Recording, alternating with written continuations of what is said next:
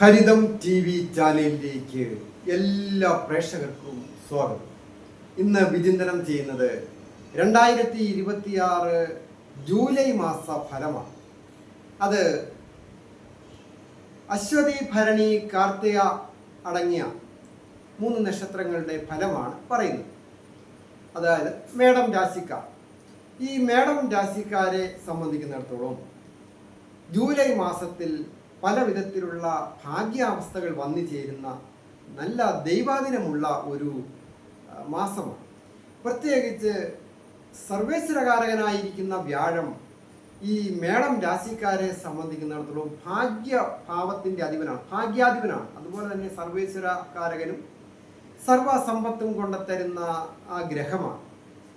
അത് ഏറ്റവും ബലമുള്ള സുഖസ്ഥാനത്ത് ഉച്ചം ചെയ്തിരിക്കുകയാണ്.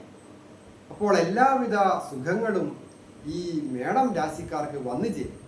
ഏഴരശനിയൊക്കെ ആരംഭിച്ചിട്ടുണ്ട്. അത് വളരെയധികം ശ്രദ്ധിക്കേണ്ടതാണ്. പ്രത്യേകിച്ച് ദീർഘനാളത്തെ ആവശ്യമായിട്ടുള്ള കരാർ ഉടമ്പടികളിൽ ഒപ്പുവെക്കുന്നവരും ജാമ്യം നിൽക്കുന്നവർ ഒക്കെ വളരെ ശ്രദ്ധിക്കണം. എന്നിരുന്നാലും വാഹന സംബന്ധമായിട്ടും ഒക്കെ മേന്മയുണ്ടാകുന്ന സമയം, ഉത്തമ വാഹനം വന്നു ചേരുക, ഗൃഹം പുതുക്കിപ്പണിയുന്നതിനുള്ള അവസരം വന്നു ചേരുക, അതിനുള്ള ധനം വന്നു ചേരും. ധനസ്ഥാനത്തെ സ്ഥിതി അനുസരിച്ച് നോക്കുമ്പോൾ ഈ ജൂലൈ മാസത്തിൽ അപ്രതീക്ഷിതമായ ധന ആഗമന യോഗം ഉള്ള ഒരു മാസമാണ് ഈ മേടം രാശിക്കാരായിരിക്കുന്ന അശ്വതി, ഭരണി, കാർത്തിക നക്ഷത്രക്കാർ. ദമ്പതികളായിട്ടുള്ളവർക്കും പൊതുവെ ഐശ്വര്യപൂർണമായ കാര്യം. ഉല്ലാസയാത്ര പോകുന്നതിനോ പുണ്യസ്ഥലങ്ങൾ സന്ദർശിക്കുന്നതിനൊക്കെ യോഗമുണ്ട്.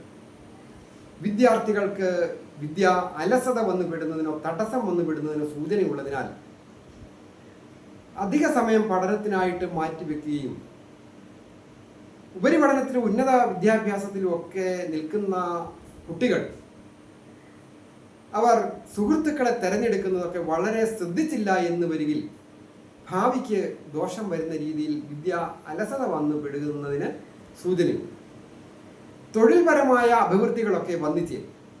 അതായത് ജോലി ഇപ്പോൾ ചെയ്തുകൊണ്ടിരിക്കുന്നവർക്ക് ഏതെങ്കിലും ഒരു ഉപജീവന മാർഗത്തിൽ ഏർപ്പെട്ടിരിക്കുന്ന വ്യക്തികൾക്ക് അപ്രതീക്ഷിതമായ ചില നേട്ടങ്ങൾ വന്നു ചേരുവാനും യോഗം. തൊഴിൽ സ്ഥാനാധിപന്റെ ഇഷ്ടഭാവ സ്ഥിതി അങ്ങനെയാണ് കാണിക്കുന്നത്. അലസത വിട്ട് പ്രവർത്തിക്കുകയും വേണം. എന്നിരുന്നാലും അധികമായ സാഹസികമായ കാര്യങ്ങളിലൊന്നും സ്ത്രീകളായാലും പുരുഷന്മാരായാലും കഴിവതും ഇടപെടാതെയൊക്കെ വളരെ ശ്രദ്ധിക്കണം. പ്രത്യേകിച്ച് ലഹരി പദാർത്ഥങ്ങളുടെയും അഭക്ഷ്യ വസ്തുക്കൾ, അതായത് കൊള്ളുകലാത്ത വസ്തുക്കളൊക്കെ ഭക്ഷണ പദാർത്ഥങ്ങൾക്കായിട്ട് ഉപയോഗിക്കുവാൻ പാടില്ല. അതുപോലെ ഏറ്റവും പ്രധാനമാണ് സുഹൃത്തുക്കളിൽ നിന്നും സഹോദര സ്ഥാനീയരിൽ നിന്നും സഹായങ്ങൾ ലഭിക്കുന്ന ഒരു സമയമാണ്. ഈ നക്ഷത്രക്കാരായിരിക്കുന്നവരുടെ മാതാപിതാക്കൾക്ക് അഭിവൃദ്ധി ഉണ്ടാകുന്ന സമയമാണ്. തൊഴിൽപരമായ അഭിവൃദ്ധി, ആരോഗ്യം പൊതുവെ മെച്ചപ്പെടുക, ധനാഗമന യോഗം ഉണ്ടാകുക, അങ്ങനെയൊക്കെ ഉണ്ട്. ഈ മേടം രാശിക്കാരായിരിക്കുന്ന പ്രായമായവർ, അതായത് 50-60 കഴിഞ്ഞവരാണെങ്കിൽ, പ്രായമായവരെന്ന് പറഞ്ഞാൽ 50-60 വയസ്സ് ഒക്കെ കഴിഞ്ഞവർക്കും പൊതുവെ നല്ല ഒരു അഭിവൃദ്ധി, ഐശ്വര്യവും ഒക്കെ ഉള്ള സമയം. മക്കളോടൊക്കെ ഒത്ത് സന്തോഷകരമായി കുടുംബത്ത് കഴിഞ്ഞു പോകുന്നതിനും അതുപോലെ തന്നെ ധന ആഗമന യോഗവുമുണ്ട്. വിദേശ ധനമൊക്കെ കൈകാര്യം ചെയ്യുവാൻ യോഗം ഉള്ള ഒരു സമയം. കൊച്ചുകുട്ടികളായിരിക്കുന്നവർക്കും പൊതുവെ നല്ലതാണ്. ആരോഗ്യമൊക്കെ പൊതുവെ മെച്ചപ്പെടുകയും ശ്രേയസ്സും യശസ്സും ഒക്കെ കലാരംഗത്ത് പ്രവർത്തിക്കുന്നവർക്കും കായിക രംഗത്ത് പ്രവർത്തിക്കുന്നവർക്കൊക്കെ വന്നു ചേരുവാൻ യോഗമുണ്ട്.